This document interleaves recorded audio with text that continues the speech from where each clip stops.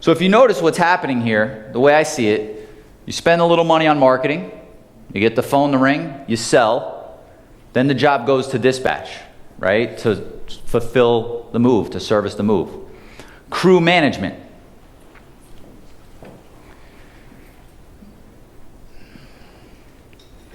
Who's caught movers working off the clock?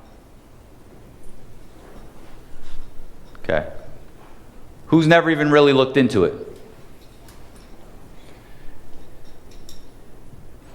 If you don't have a tight control over your clock in and your clock out process on local moves, GPS on your trucks, clocking out the jobs from in the office, not like, hey guys, here's the contracts. I'll see you at the end of the day. Go ahead and let the customer know what the bill is and everything like that. You are hemorrhaging money. I'm telling you right now, I love people. I'm not a pessimistic person, but I can tell you if you leave the key in the door to the candy shop, they're going to go in and they're going to take the candy. Period. And maybe it's only 1 out of 100, but they could clean you out over time. Grabbing 100 off this job, 200 off that job. Anybody ever find a bill of lading where they turn it in and then the customer, there's something goes on and you find that your copy of bill of lading and the customer's copy of bill of lading have a totally different amount on them? Yeah. You think that's the only customer that one person was doing that to? No. These are your moves. This is your company. Don't allow crews to go out there and steal your money. Okay? This is big. This is very, very important. You could be putting in all these efforts, and if you have crews that are going out there, maybe you give them a fuel card to fuel up. And they're at the fuel station, fueling up the truck, then fueling up someone else, and getting half the money in cash. I've seen it all. Doing a lot of moves in a lot of different cities, I've seen it all.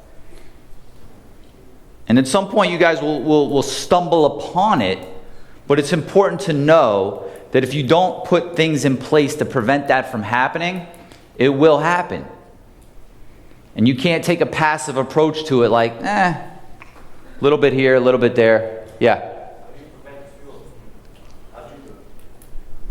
Well, you have to, first of all, if you're giving cash, if you're giving a fuel card, however you're doing it, it needs to be matched with the receipt, and it needs to come back. Like, you can't just go, I got the receipt, and stick it in the drawer, right? You need to review the bill and match it all up, right? And make sure that it's accurate. We've done it a few ways. We've done fuel cards, we've done cash, we've done a gas station right up the street from an office where we just set up an account and we just had vouchers, right? Where it was a white and yellow form. We sent the driver there with it, signed by the dispatcher. They turned it in, and then we paid the gas station, I think once a week. I forget what it was. Equipment management.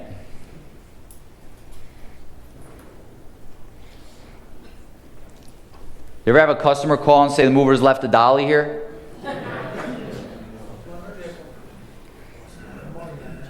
Think about all the customers that didn't call to say they left a dolly here. Or the customers that didn't call to say there's 5 pads here that I asked them to leave and I told them, don't worry, I'll take care of you with a good tip. Okay? Inventory control is huge. Every morning when the drivers go out, they need to fill out an inventory sheet of what's on that truck. That needs to be compared to the day before. If it does not match up and there was a different driver in that truck, somebody from dispatch needs to walk out, open that truck, go out there and count those pads because you're going to charge that driver from the day before. Okay? You have to tighten up the inventory control. There's too much money that you're losing. There's no reason to buy pads and buy pads and buy pads. And the worst thing you could do, which I hear, is when you send a crew out with 30 pads and somebody's like, fuck that, I'm not buying them anything else because they lose everything.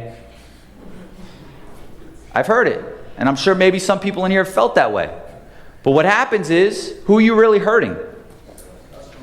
Yeah, the customer. And when the customer suffers, you suffer. Period. Right? So that's not really the approach. The approach is have a system for inventory control. Don't let stuff go missing. When it does, charge them for it.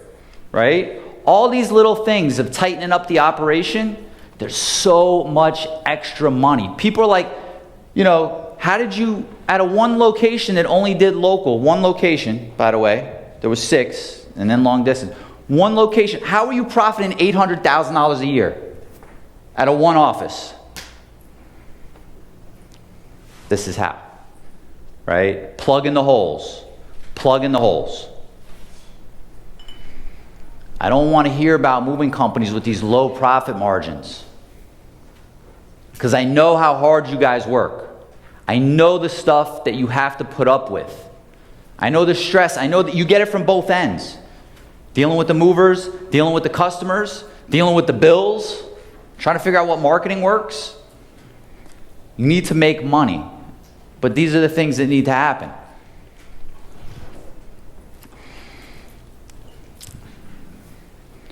Money management. Do you have a process? Are you collecting cash? Are you collecting credit cards? What's happening?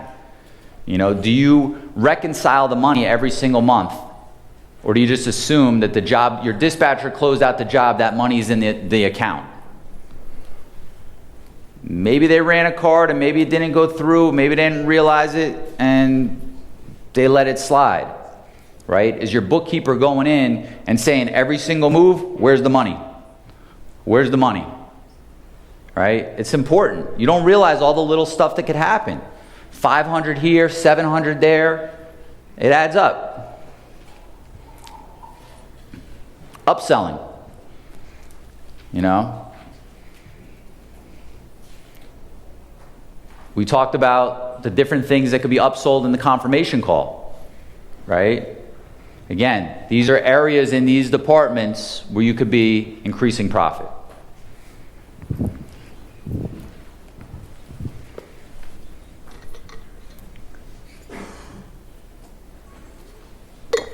I get a little excited and passionate about it because I really truly feel the same way that when my offices were having these issues, I'd get so like fired up and passionate. I feel that way about your businesses now, right?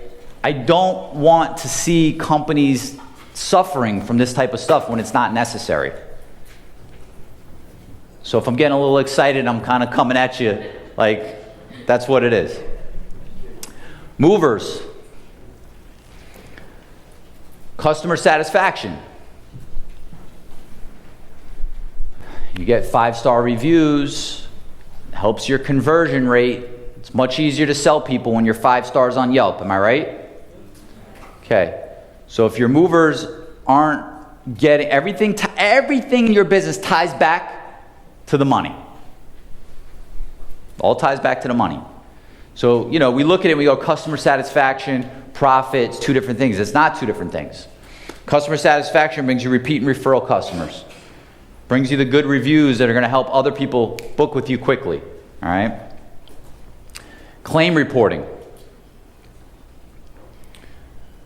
You should be running reports on your claims. Who did it? What was it? What did it cost you? Okay? I was reviewing my profit and loss statement and noticed that the claims one month were way up. Okay? So at this point, I wasn't reviewing the claims report. I had someone else reviewing the claims report, but I would review it from the top down. We're going to go over how to do that too.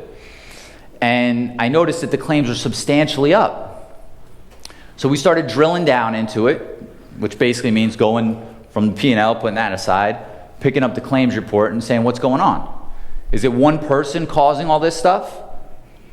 Well, what it turned out was a couple of crews that were damaging TVs and like marble tabletops or glass tabletops. They didn't know how to move them. They didn't know how to pack them, right? Once you can identify that, you could fix that. Instead of tearing everything apart and hiring new movers and doing a whole new training on everything, figure out what's getting damaged, who are the people damaging it, pull them aside and say, let's teach you how to handle these flat screens. Let's teach you how to handle these glass tops and these marble tops. okay? Every dollar you pay out in a claim is one less dollar going in your pocket. I hope you enjoyed that episode. Make sure you subscribe to the new Moving Mastery podcast. It's available on iTunes right now, and it's the exclusive place where I share proven strategies and processes on how to reach higher levels of success in your moving business. Every week, I share valuable insights, stories, and expert interviews with takeaways you can implement in your business right away. You'll get a behind-the-scenes look and tactical training from my seminars and online training programs on how to improve each area of your moving business. It's called the Moving Mastery Podcast, and it's available on iTunes or anywhere you get your podcasts, so make sure you subscribe. And if you're ready to take your moving company to the next level, make sure you check out my brand new on-demand training on how to consistently book more high-paying moves all year long. It's called the 6 Stages of a Moving Company Sales Machine, and you can access it right now for free at lewismassaro.com/6 stages. In this training, you'll learn the steps you need to take to increase your sales with a smooth running, consistent process. This is the same process I use in my moving companies to book 12,000 moves a year, and now I'm training you on how to implement it in your moving company for free. It's available now at lewismassaro.com/6 stages. Before you go, make sure you subscribe to my channel. It really helps support me and the channel and enables me to keep putting out new videos for you. I'd really appreciate it. By subscribing, you'll also get a notification every time I release new training, so make sure you hit subscribe.